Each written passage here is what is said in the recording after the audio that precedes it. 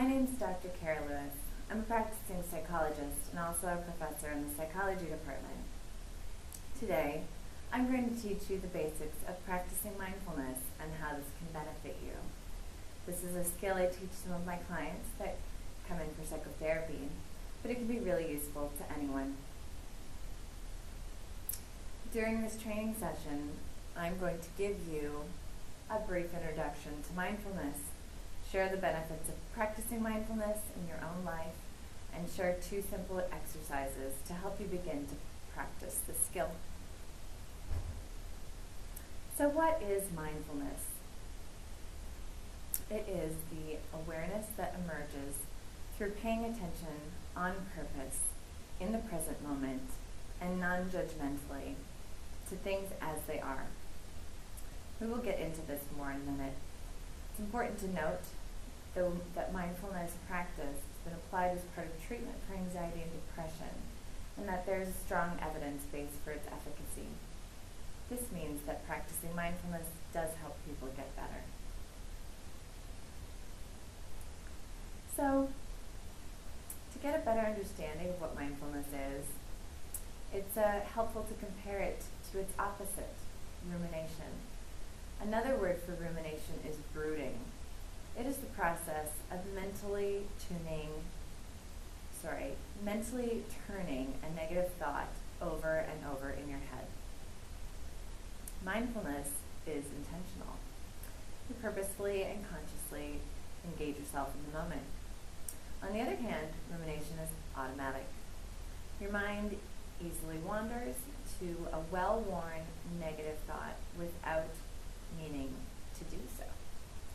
Mindfulness is also focused on the present moment. As you practice mindfulness, you notice the sensations and feelings right here and right now. Rumination is focused on the past or the future, and typically the regret and worry that go along with them. Finally, mindfulness is non-judgmental, meaning that as you engage in the moment, you do not categorize it as good or bad, but rather accept it as it is.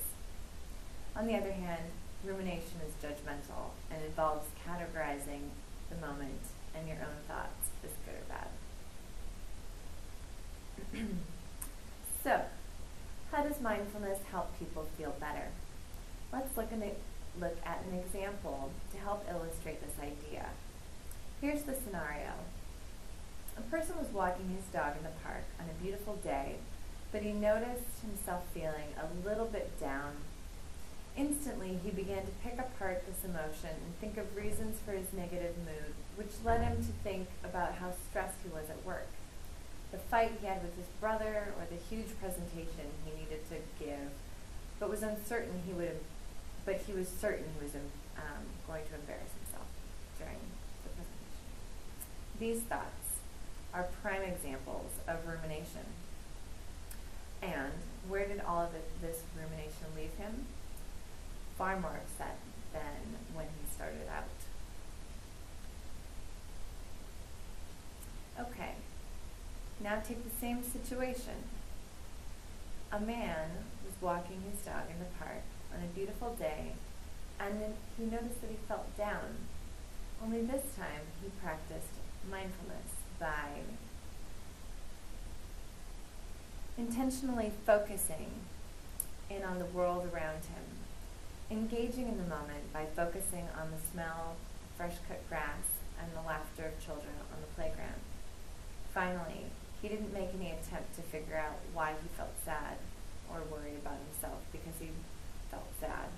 Rather, he allowed the mood to pass without judgment.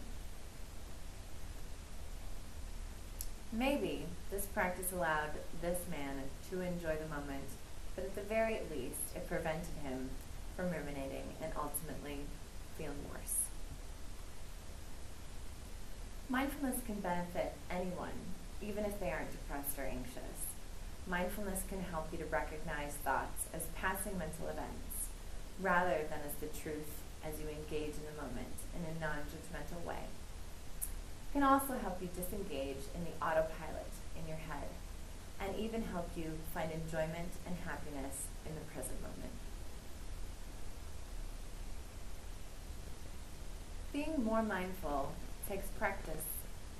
A good way is to try mindfulness for yourself by eating a raisin. First, begin by holding the raisin in your hand.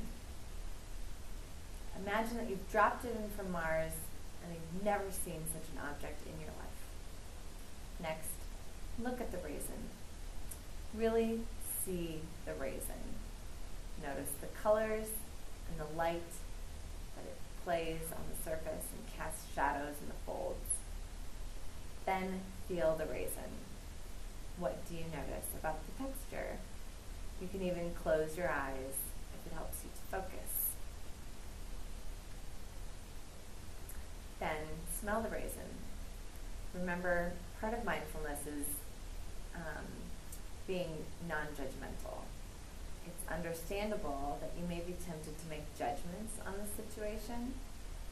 Sometimes people have evaluative thoughts during this exercise the first time, and they could feel really silly or embarrassed. But staying in the moment, next, place the raisin in your mouth. Notice the position of how your hand and how the raisin feels in your mouth without chewing it. Next, taste the raisin. When you're ready, carefully bite the raisin. Notice the flavor and mechanical movement of biting the raisin. And last, swallow the raisin, taking note of sensations in your mouth and throat as you do so.